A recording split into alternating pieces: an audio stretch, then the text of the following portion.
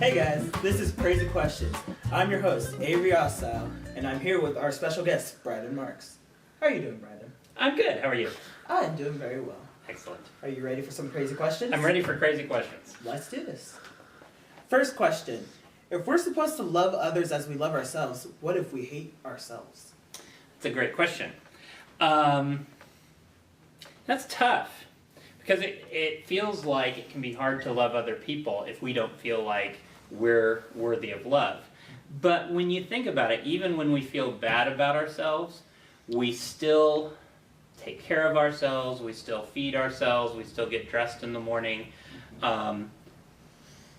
Even when we don't want to forgive ourselves, we go through life taking care of ourselves.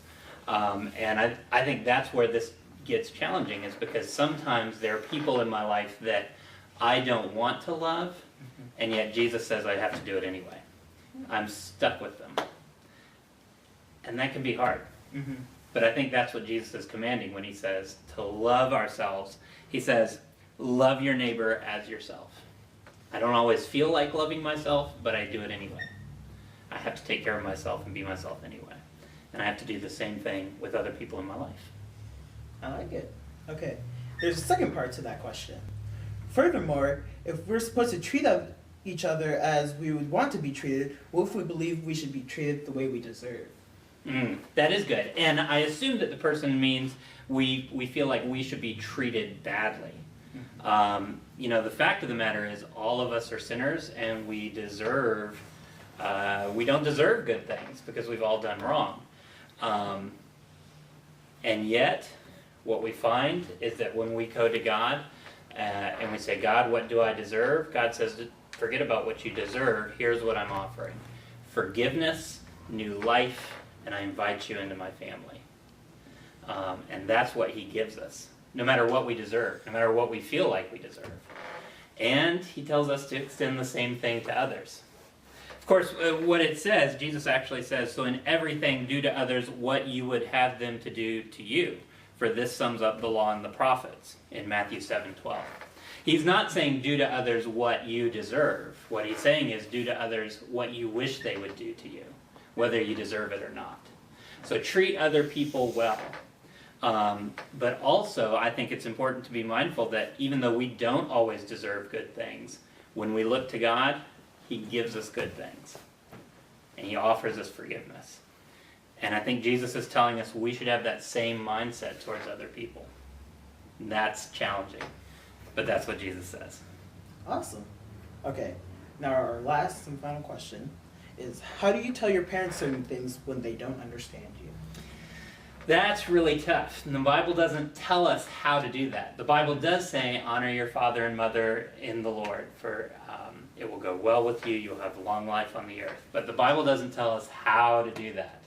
As we come to this question, one of the things that always encourages me is that when you look in the Bible in book of Luke, I believe, that Jesus, on his first trip to the temple in Israel, in Jerusalem, his parents lost him, and he was there at the temple studying and learning about God. When they came back, they were all upset, and it says they didn't understand him. They didn't understand what he was doing. And if Jesus is perfect, and he'll have times when his parents don't understand him, we know that we will too. Because not only are our parents imperfect people who don't understand things perfectly, but we're also imperfect people who don't always explain things well to our parents. So we take hope in the fact that even when we do everything right, there will still be conflict between parents and students, but what we want to do is honor our parents, minimize conflict, and do the best that we can to live at peace and in a healthy relationship. So as I think about how do you tell your parents certain things when they don't understand you, one, I would say definitely begin to pray for that discussion. I don't know if this is something that maybe you need to confess. Maybe you ran your car into somebody else's car and you have to have a discussion about that. I would say pray ahead of time. Pray for God to give you the right words. Pray for God to give you the right attitude. Check your attitude, because a lot of times, when we feel like we're going to be in trouble, or we feel like our parents are going to overreact, we get defensive or we get angry before we even had the conversation. So start with prayer, check up on your attitude, I would say expect good things. One of the reasons sometimes that we don't talk to our parents about stuff that's going to be hard is we expect our parents to freak out. Start with an expectation of good things. And if things go badly, then deal with that. But start off on a good page. And then the other thing I would say is find the right time to talk to them. Get their attention. Sometimes we try and slip things in while our parents are watching the news or something, and that's not the best way. Get their focused attention so that you can talk with a whole heart. And then the last, I would say, understand that your parents love you. And sometimes your parents freak out when you tell them things. It's because they love you. They want good things for you. Mm-hmm. So I would say always try to understand what they're thinking as they're hearing this. Come in with good expectations. Find the right time. Get their full attention. And pray for it before, during, and after. And that helps with any conversation that there might be conflict in. Okay. Well, it's been nice having you here, Reddit. Thank you, Avery.